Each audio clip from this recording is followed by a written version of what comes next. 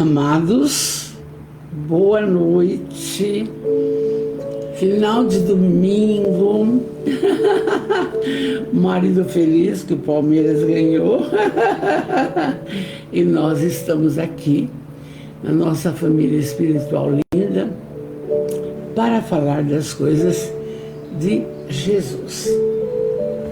Mas hoje pela manhã, a nossa querida irmã, amiga Maria Angélica, teceu um comentário muito precioso que eu vi pela internet, Dádivas Espirituais, e do livro Caminho, Verdade e Vida, de Emmanuel Chico. Mas impressionante, o Emmanuel é capcioso, é sábio, e amanhã a Maria Angélica vai falar esse mesmo tema à noite. E a gente depois dá umas pinceladas, quem foi Emmanuel, e inclusive a última reencarnação que foi Manuel da Nóbrega, a gente vai comentando alguma coisa. Então, muito bom.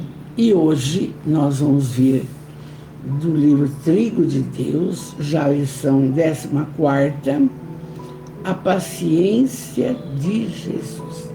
É um tema empolgante, porque o tema paciência, gente, que dificuldade para ter essa qualidade conosco, não? E nós vamos ver isso do nosso mestre. Oi, Marcelo, boa noite, meu querido, boa noite. Marcos Serafim, querido, Mauro Furuta, boa noite, junto aqui, é o 6º livro, não? E então, vamos lá, deixa a sua aguinha para fluidificar, que Jesus abençoe você. Abençoe os seus familiares, abençoe o seu lar, as pessoas que te cercam, serena o seu coração, ilumina os seus pensamentos e suas atitudes. Que assim seja, graças a Deus. Celso, querido, boa noite, querido, boa noite. Lenise, linda, nossa família espiritual chega, eu fico feliz da vida, sabia, né? Vamos lá. Paciência de Jesus. E esse termo paciência vai estar no livro também, Coragem, do Chico Xavier, e é justamente na fala de Emmanuel, que se der tempo a gente dá uns pitacos disso daqui. E também nós vamos ver no livro Fonte Viva, olha, guarda a paciência, quando a gente não tem. Se der tempo, alguma coisa a gente fala dali. Vamos a Amélia Rodrigues. Amélia nos reporta naquele tempo.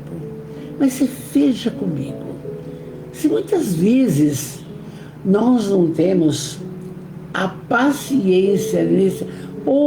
Centro Espírita Amor e Caridade Jaú, boa noite, meus amores, um forte abraço.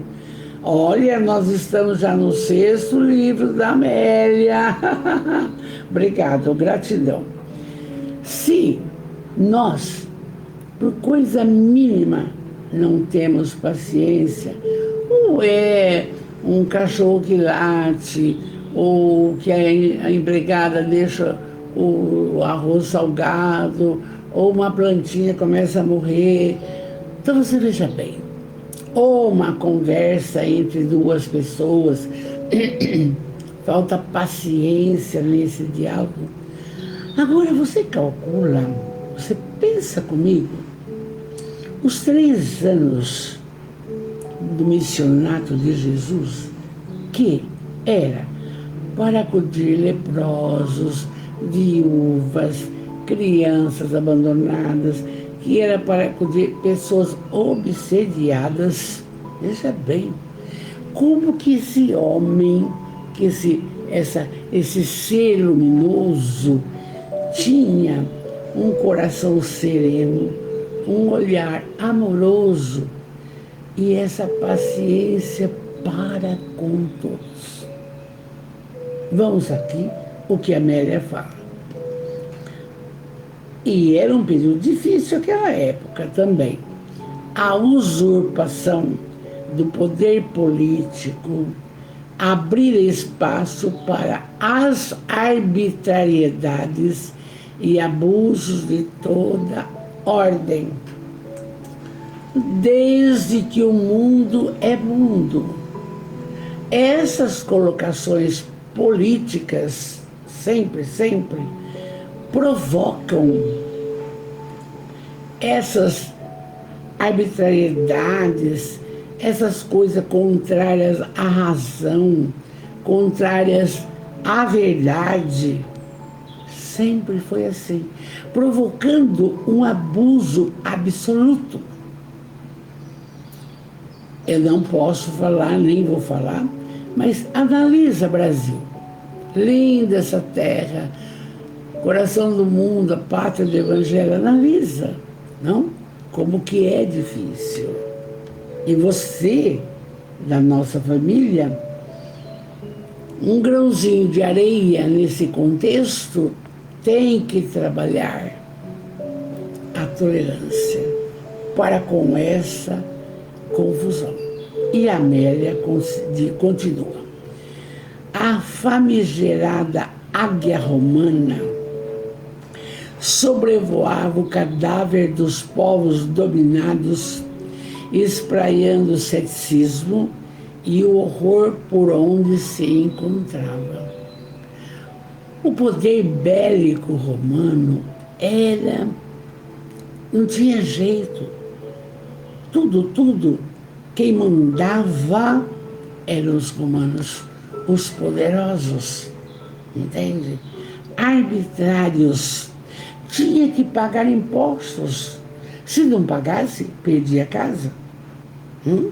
E a gente vê casos, por exemplo, Simão Pedro, grande pescador, que ficou um dia desesperado, porque não conseguia pegar peixes.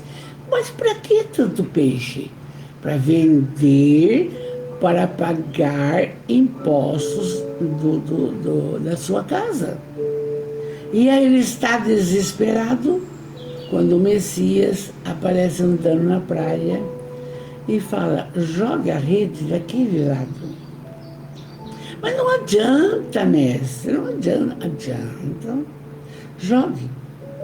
Jogou. Não vencia pegar peixes. E aí o dinheiro da venda dos peixes era para acudir a trabalhar a águia romana, os romanos, os bélicos, só com aquela roupa, entende? Armas poderosas e tudo isso, entende? Rosângela, boa noite, querida. Vanessa Prado, Sônia Amada, Joana Lei, lindas, que bom. Vamos falar da paciência hoje. Aí, a Amélia continua. Os ideais de nobreza humana haviam cedido lugar aos conluios do crime com a maldade. E não acontece isso hoje também? Veja, olha aí colocando etanol na bebida, a troco do quê? Para quê? Então, a maldade humana. Espíritos na infância espiritual, sem o mínimo de piedade com o outro e outras coisas mais que vocês sabem por aí. E aí, ela diz, naquela época, o povo, como só ia acontecer em circunstâncias equivalentes, o que eles fizeram? Entregaram-se à lassidão, à suspeita contumaz, ao abandono de si mesmo. Kátia maravilhosa, boa noite. Então, de tanta infâmia, de tanta judiação, de tanta exploração, de tanta mentira do poder político, o homem daquela época, não quero saber de mais nada, deixa rolar. Não tinha como reagir, gente, não tinha. E antes, confiantes em Deus, os israelitas agora duvidavam da sua posição, cujos interesses pareciam distantes das necessidades dos seus eleitos. Pensava assim, mas que Deus é esse? Aquele Deus de Moisés, olho por olho, dente por dente, era o que eles acreditavam. Mas eles queriam que Deus aparecesse e desse um final nisso. Tirasse esses romanos daí e que voltasse a paz. E eles eram, porque todos trabalhavam a Torá, todos conheciam, mas diante desse contexto triste, porque é sempre assim, quando a humanidade começa a se equilibrar, aparece um que é fora totalmente, obsediado, um Hitler daí, e aí tudo cai por água abaixo. Mas por quê? Para desenvolver a paciência. Ela vai falar, oi Rose querida, maravilhosa, boa noite. E aí ela diz, os profetas que se apresentaram em períodos contínuos, agora eram vitimados pela própria inércia e rapidamente abandonados por aqueles que acreditavam neles. Porque era uma terra de muitos profetas. Quando eles falavam uma coisa que era maravilhosa, eles ficavam felizes. Mas vendo esta colocação triste em Israel, Palestina, Judéia, toda sob domínio romano, entende? Eles não acreditavam, passaram a não pensar em Deus, nem nos profetas. Olha aqui, ele deixa a vida me levar, vamos que vamos, sem nada. Que judiação, não é? Vem o desânimo, o desconforto de viver, tá? Era o que esse povo passava. Oi Silvia linda, boa noite meu amor, boa noite. O clima emocional, portanto, da região, a Amélia diz, era desolador. Você não via nada de positivo na cara de um, na cara de outro. Isso fora a lepra, fora a fome, fora a doença, fora o abandono, fora as traições, tudo isso. Entende? E alguns teimavam, permanecendo em alguns isolados bolsões ideológicos, porque eles ambicionavam pela libertação, pela restauração da raça, da libertação dos romanos, que voltaria, e aí eles voltariam a exaltar Javé, que é o Deus Todo-Poderoso. Mas isso se eles conseguissem essa liberdade necessária. A Amélia esclarece bem. Desejavam todos, no entanto, que surgisse um guerreiro que fosse igualmente impiedoso, utilizando-se da maquinaria de guerra para exterminar o inimigo, propor o retorno da glória antiga ao país decadente. Eles sonhavam, porque Isaías, o profeta, havia há 900 anos predito que haveria de aparecer o Messias. Mas o Isaías não explicou que o Messias seria a criatura que iria trabalhar a espiritualidade, que iria trabalhar o reino do céu de Deus, a mudança das pessoas. Eles pensavam que o Messias viria pegando em armas. Foi o que aconteceu com Judas, não? O engano que ele teve, coitado. E vimos em aulas passadas como que aconteceu.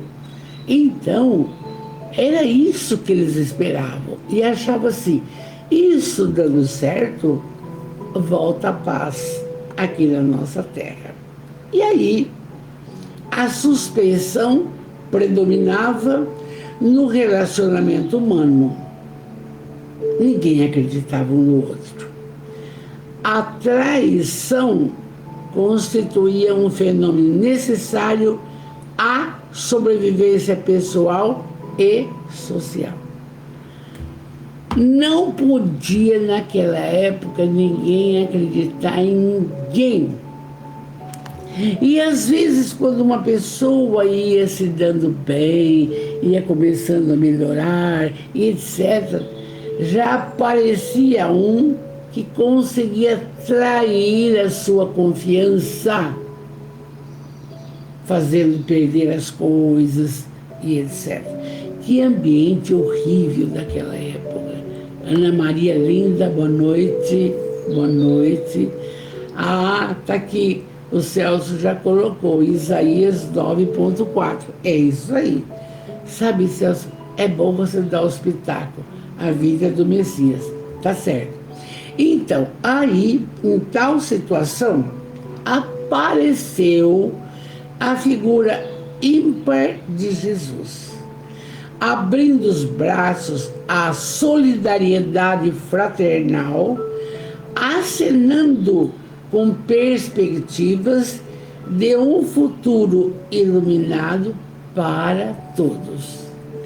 Mas era um futuro espiritual. Ele disse: o meu reino não é deste mundo. E o povo daquela época não entendia.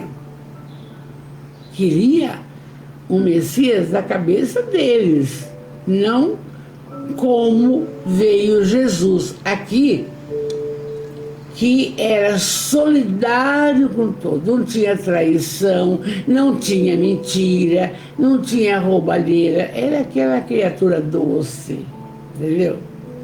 A voz de Jesus se erguia ante a multidão expectante como um poema de consolo dirigido aos desesperados e aflitos, facultando-lhes uma visão diferente e feliz da vida.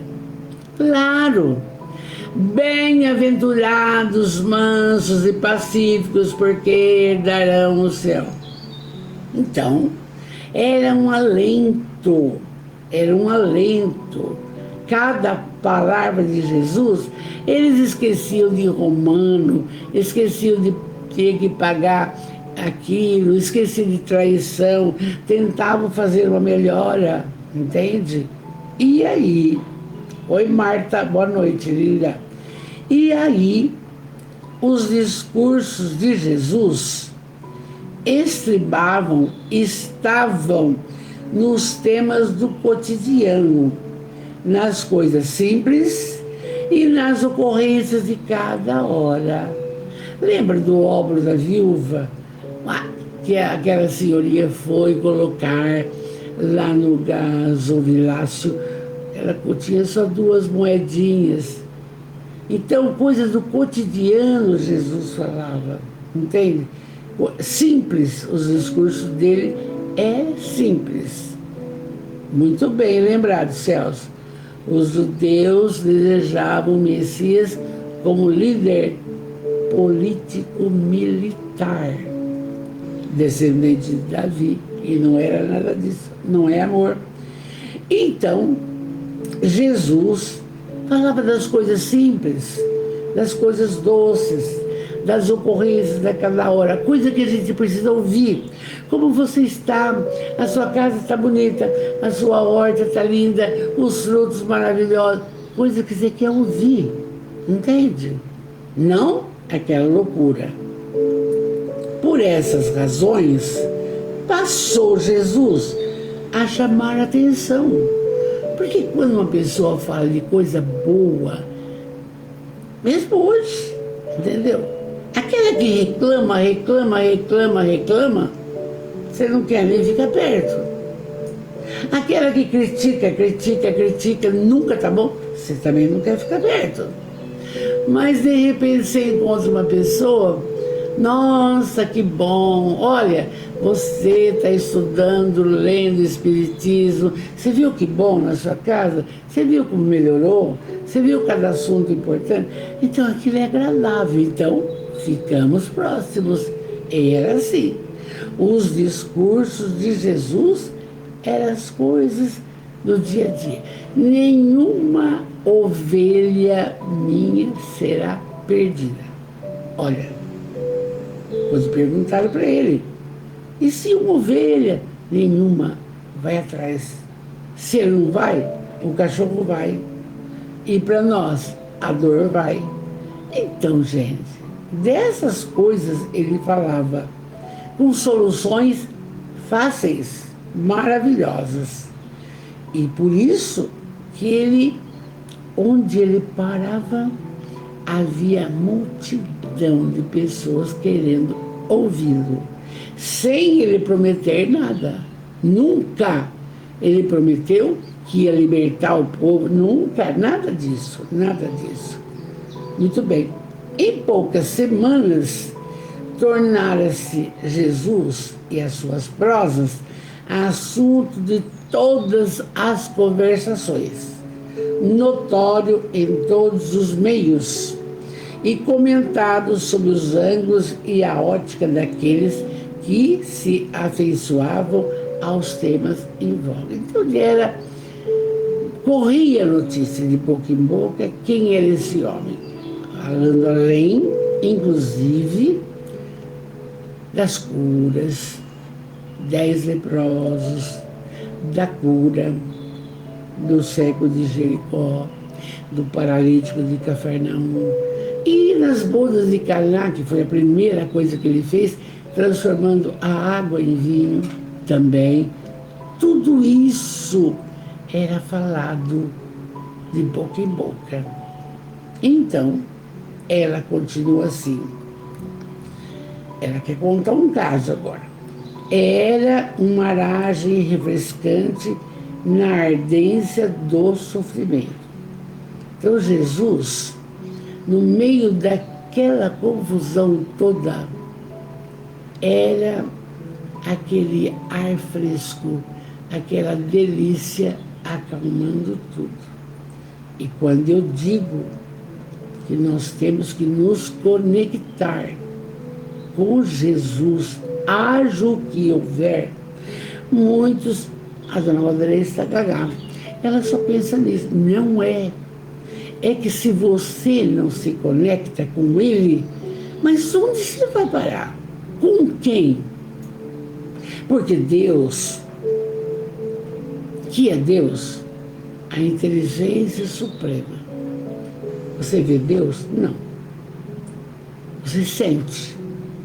E foi claro também quando Jesus disse: sois deuses, podereis fazer mais coisas que eu faço.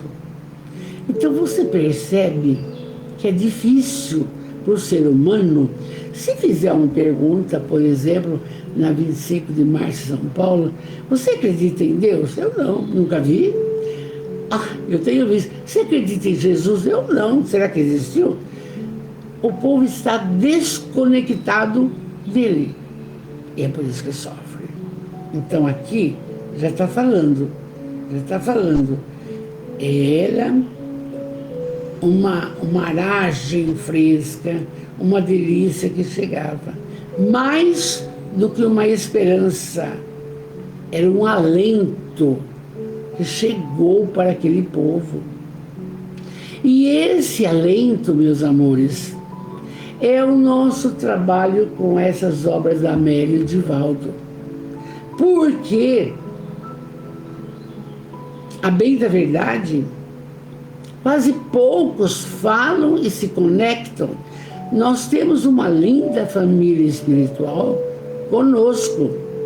Ontem eu respondi bastante sobre o Evangelho, o Livro dos Espíritos, que passaram, eu fiquei aqui e o marido viu que eu estava aqui, tudo bem.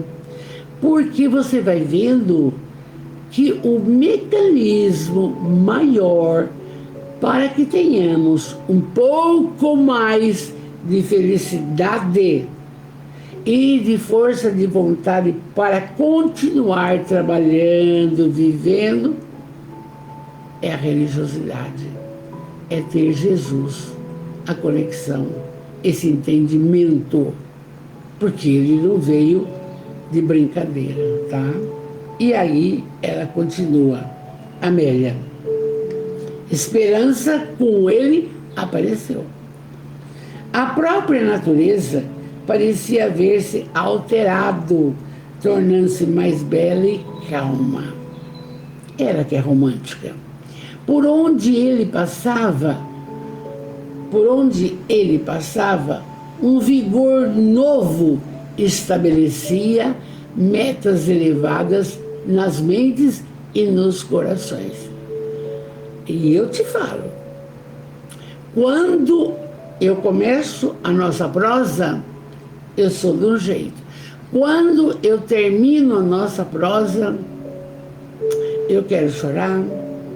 É uma alegria sem fim, porque eu estou com ele. Eu arrumei já a comida do marido, estou para Jesus, para conversar com você, meus irmãos, minha família. E isso é muito gratificante. É uma energia que chega, que você não sabe de onde vem. Da espiritualidade melhorada, claro. Às vezes, a nossa família está lá sentadinha, chateada, mas entra numa prosa, nossa, que bom. Por quê? Porque as energias rolam, caminham. Isso é muito bom. E então, as pegadas de Jesus ficaram impressas nas paisagens das vidas. Tanto é verdade que já se passaram 2026 anos e ele é presente. Todos terminaram. Herodes,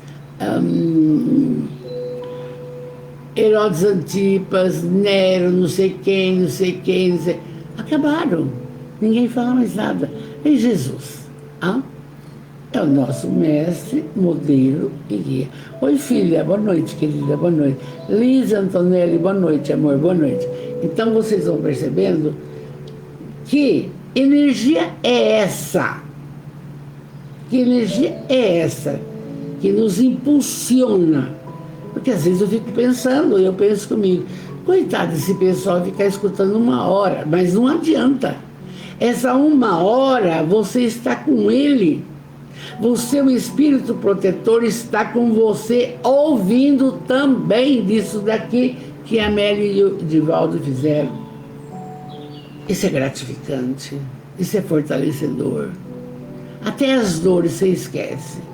Bem, e ela disse, nunca antes houvera passado, vivido ali, alguém como ele. E tanto é verdade que até hoje estamos falando dele. Dele. Nem um político, dele. Quem ouvisse, escutasse ou sentisse, jamais o esqueceria. aquele povo sentiu isso. E a notícia dos seus feitos correu com a celeridade de uma centelha de fogo sobre rastilho de pólvora. Todo mundo falava. Tanto é que Anás e Caifás, o Sinédrio, tinham uma preocupação imensa com ele. Precisa matar esse homem. Porque quando alguém do bem começa a se projetar, o outro quer matar no ninho. Pode perceber.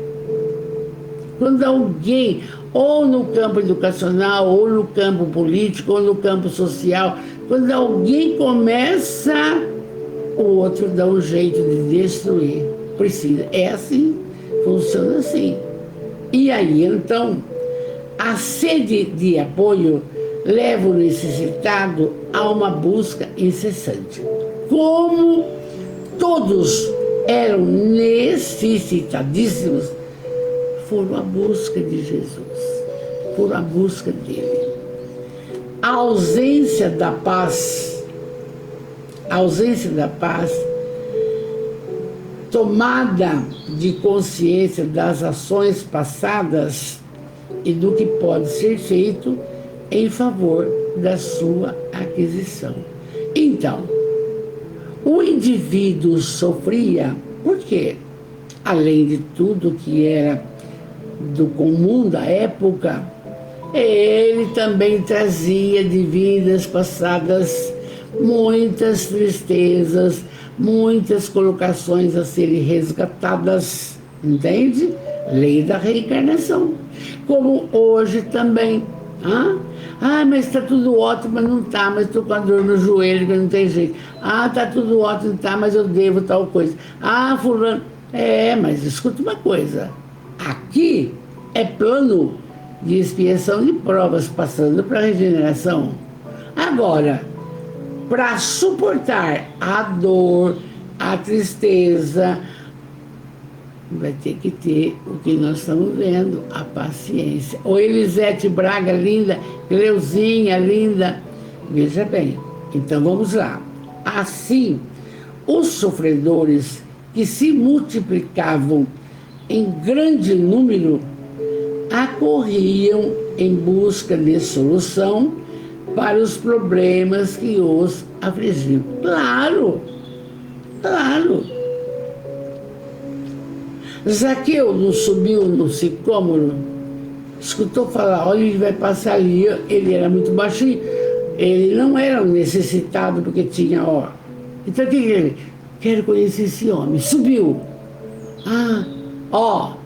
Zaqueu, hoje eu vou fazer a refeição na sua casa. O Zaqueu, correndo para se preparar. Então você veja bem, como todos tinham a preocupação de estar com ele, Né? Então, assim os sofredores procuravam os leprosos, as viúvas, as obsediadas, Maria de Magdala, obsediada, mas todas as coisas que vocês já ouviram através da Amélia. E a variedade de conflitos e necessidades não separava ninguém, porque todo mundo estava buscando a solução. É uma força do sofrimento junto, certo? Era isso que acontecia. Celso está falando, imagina o Kardec com os seus mas olha só, você viu? Kardec foi até preso, meu amor. Você assistiu o filme? Eu tenho as revistas, Celso, não tenho tempo de ler. Eu tenho todas, mas é isso aí. Os próprios que estavam estudando com Kardec começaram até a duvidar. Mas eu falo para você agora, para vocês todos, uma pergunta que a Sandra Fiore fez uma segunda-feira.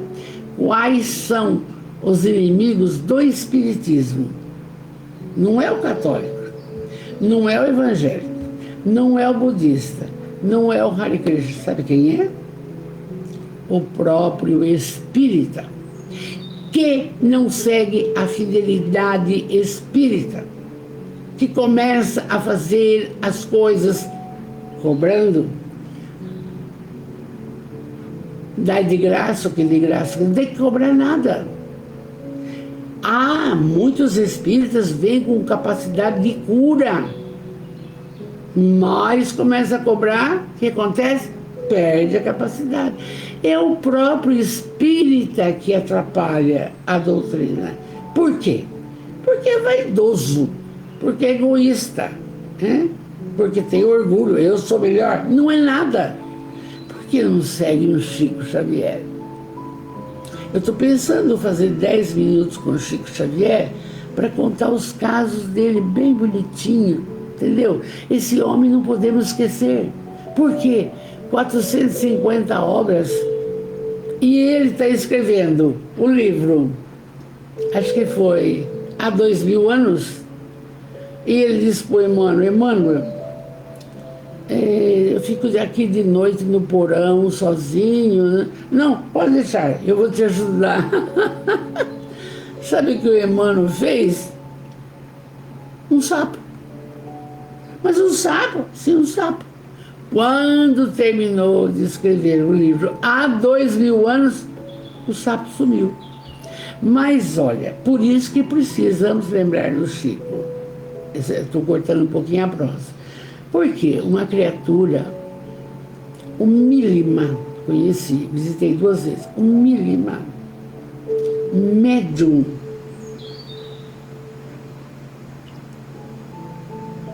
com psicografia mecânica, não é nada que inventou, não, mecânica, entende? Agora, peguei o livro há 2000 anos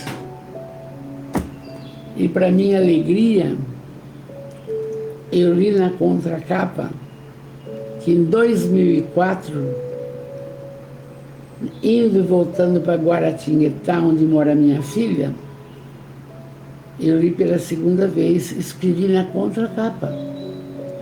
E esqueci bastante coisa, tem que reler.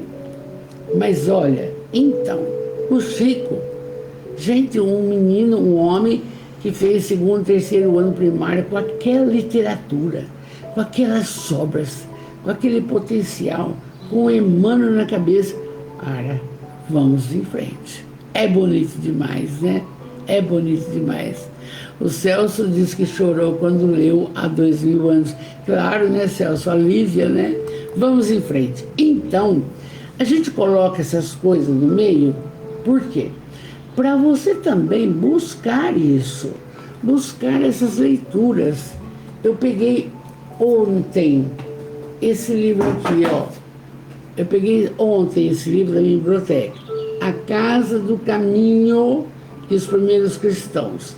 Do Sergito, é um indivíduo de Minas Gerais. Gente, como que era organizada a Casa do Caminho? Para receber uma pessoa para auxiliar, eles se reuniam, pensavam, será que vão colaborar de coração? Não era de qualquer jeito, viu bem? Então vamos em frente. Aí a Amélia diz assim: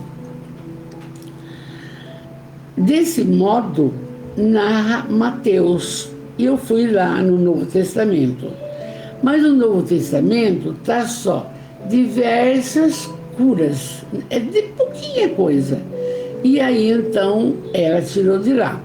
Desse modo narra Mateus. Acercaram-se dele as multidões que trouxeram os seus sofrimentos, cegos, endemoniados, moucos, padecentes de várias decomposição orgânica. E está lá em Mateus, ele tomou as nossas enfermidades e carregou as nossas dores. Só essa frase. E hoje ele faz isso. Basta você buscá-lo. É só. Está lá no Evangelho. Acho que é o capítulo 24, 5. Pedi e obtereis. Batei, a porta vai se abrir. Você não pede, porque no pedido você usa a lei da atração. Entende? E tudo que você pedir, o universo conspira ao seu favor. Foi esse trabalho que eu fiz com meu marido quando teve câncer. Jesus, cura meu marido, pedindo, escrevendo, pedindo. Sabe? Então, meus amores, são coisas que a gente vai passando. E a todos curou, demonstrando a grandiosidade dos seus valores e a sua procedência divina.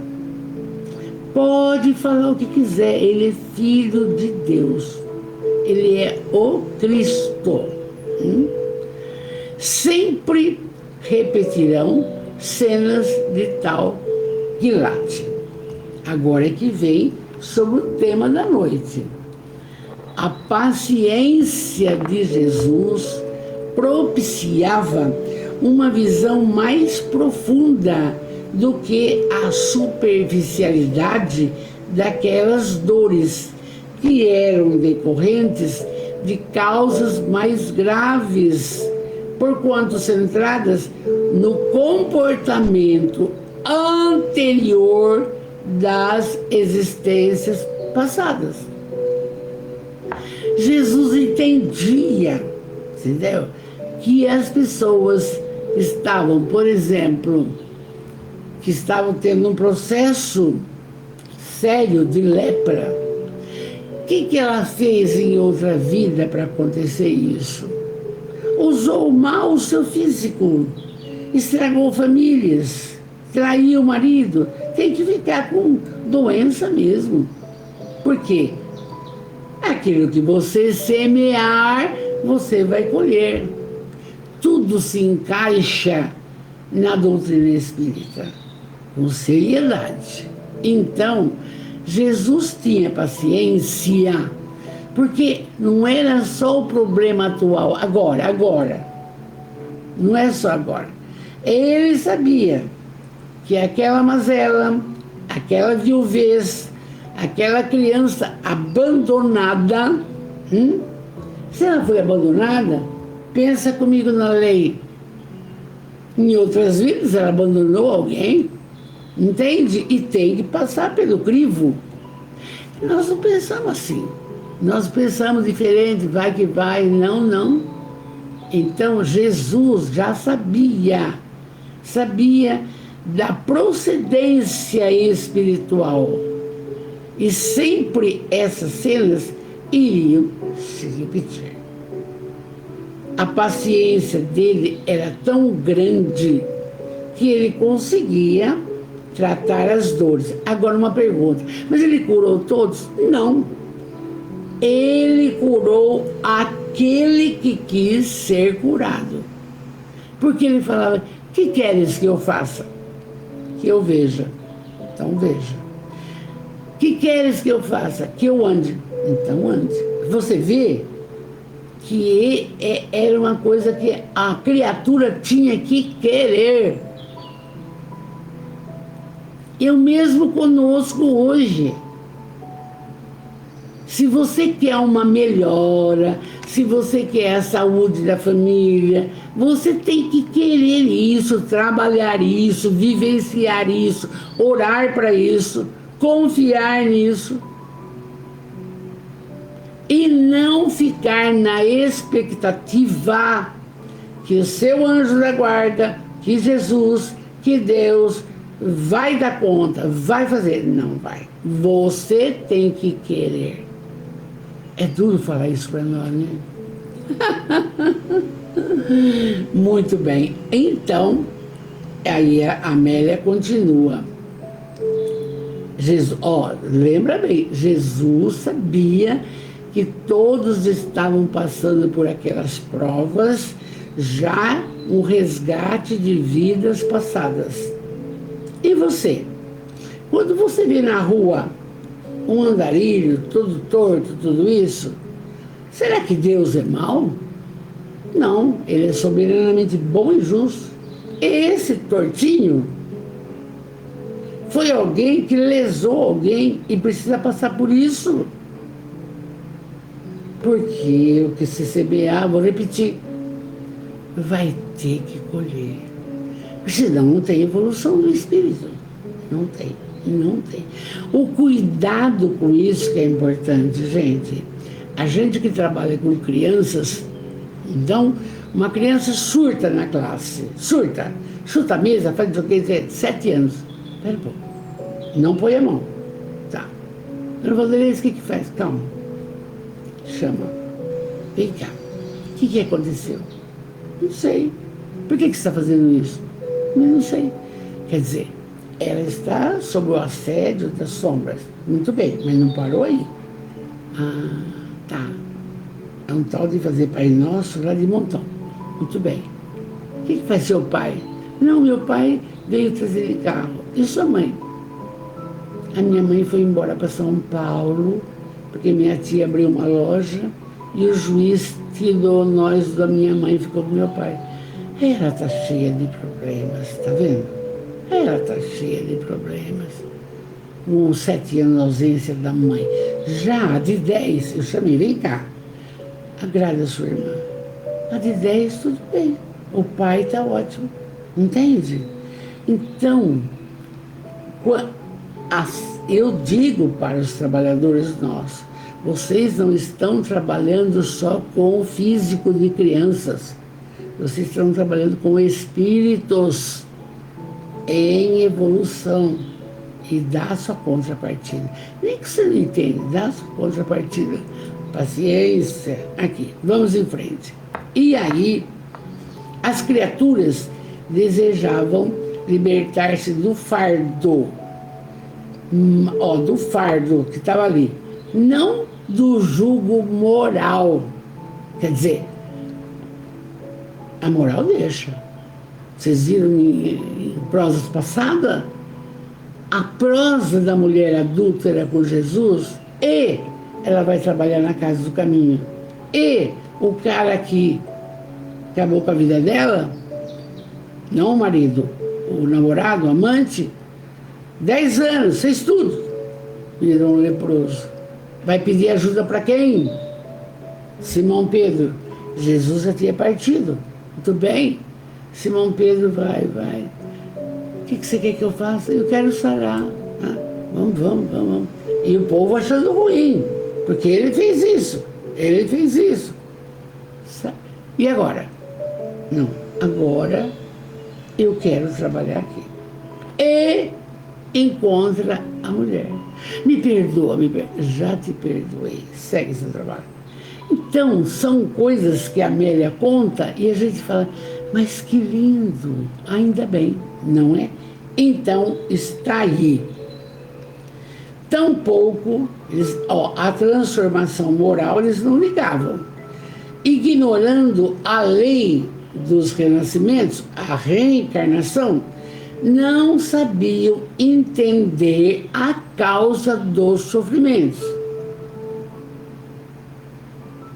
Porque a gente arruma doença, ou agora, mágoa, ódio, raiva, tristeza, não sei que lá. Ou de vidas passadas. Fiz isso, dei um tiro, vou estar com câncer na cara. Então, eles não sabiam dessas coisas. Jesus sabia. Tampouco, também, o pessoal da época se preocupava em equipar-se com ações nobres, a fim de se precatarem de futuras dores. Quais são essas colocações nobres? Caridade. Fora da caridade não há salvação.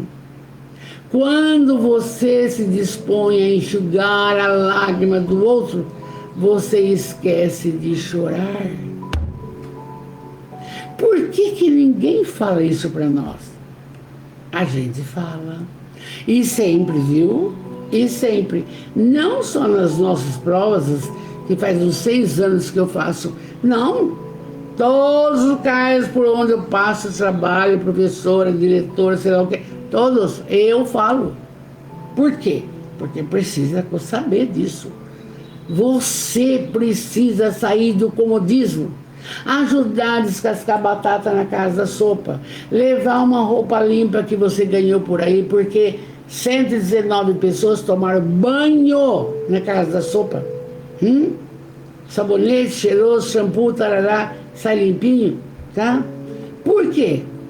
Porque o bem que você faz para o outro vem em saúde para você. Eu não sei por que não fazem. Que comodismo é esse? Que preguiça é essa? É difícil. Precisa haver um amadurecimento espiritual, principalmente nós da família espírita. Da família espírita.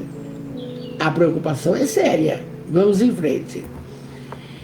Então, tampouco eles se preocupavam, então, de fazer caridade para se precaverem contra as dores.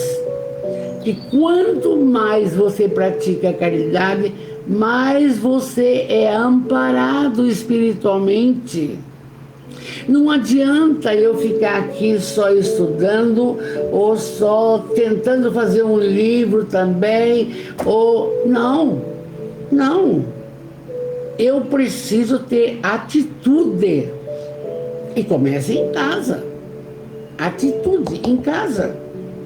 A caridade começa em casa. E aí, fica sabendo o que tem na cidade? Tem uma série de coisas para fazer. Isso é importante porque quando você pensa no outro, você se auto-esquece e a coisa fica melhor. Tá certo? Vamos lá.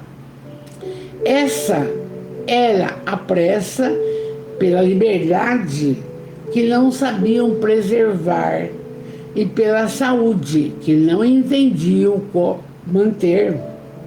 Acabou de ser curado,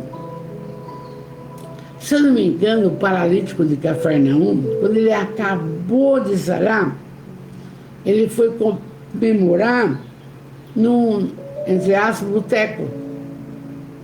Depois vai ficar doente de novo. Entende? É assim. Então, Jesus compreendia o drama de todos e ajudava a todos, sem exigência e sem reclamação. Nós não somos assim. Qualquer coisa, meu Deus, não aguento mais. Até quando? Tarará. O Celso está colocando aqui sobre o vazio existencial, existe mesmo. A Deise está dizendo que a semana que vem vai estar em Bitinga, a gente vai se encontrar, amor. Então vamos agora, o que a Amélia vai fortalecer. A paciência de Jesus resultava da compaixão que ele mantinha em relação aos homens e mulheres sofridos. Não interessava se era prostituta, não interessava se era ladrão, ele tentava fazer o recomeço, ele tentava, porque ele tinha a paciência, porque aquele que quiser mudar, vai mudar, mas aquele que não quiser, não precisa ficar aflito. Então, ele sabia que o povo explorado e desiludido era sempre atirado à indiferença e ao desprezo pelos poderosos, enquanto eles, os exploradores, banqueteavam-se no fausto e no abuso da ostentação vazia. Veja bem rapidinho. O Zaqueu era rico. Quando ele desce e vai Jesus e os apóstolos na casa dele, então foi bonito, coisa e tal. Jesus deu umas faladas assim, educadamente. Aquela passada já serviu para a mudança dele. Ele depois, metade dos bens, e começou a trabalhar no bem. morreu velhinho, escorado por Jesus. É isso aí. Uns vão mudar, outros não vão mudar. E então, Jesus, penetrando psiquicamente no futuro, ele sabia que todo indivíduo, às vezes desditoso, vindo a pagar tudo que fez, cedo ou tarde, libera a consciência e repara os males que engendrou e praticou contra ele mesmo. É claro, é o recomeço que o Chico fala. Se eu não puder fazer um novo fim para uma história, eu tenho que recomeçar. É uma oportunidade maravilhosa. E Jesus compadecia-se da ignorância humana, que centralizava suas aspirações no imediato, no transitório, no insignificante. E tinha pena, não vai para frente, não sabe nada.